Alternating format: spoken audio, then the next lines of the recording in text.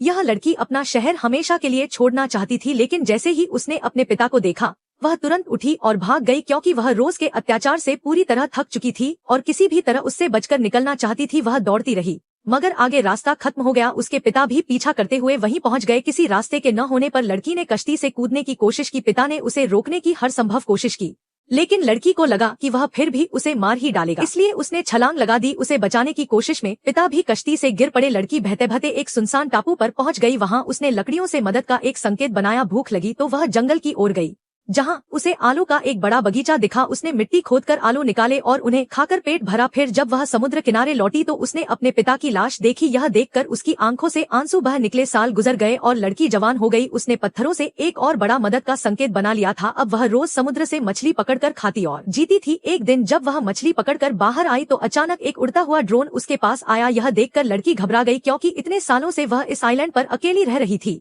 और उसने ऐसी तकनीक कभी नहीं देखी थी। उसने ड्रोन को पकड़ने की कोशिश की और उसके पीछे भागी। असल में यह ड्रोन एक कर्मचारी चला रहा था जो अपने साथियों के साथ इस आइलैंड पर सफाई करने आया था। जैसे ही ड्रोन ज्यादा करीब आया, लड़की ने उसे जोर से मारा और गिरा दिया। लड़की की यह हरकत देखकर वह लड़का गुस्से में उसके पास आया, लेकिन इतने सालों बाद किसी इंसान को देखकर लड़की भावुक हो गई। उसने ड्रोन फेंक दिया और सीधा लड़के की तरफ दौड़ पड़ी, फिर उसे कसकर गले लगा लिया।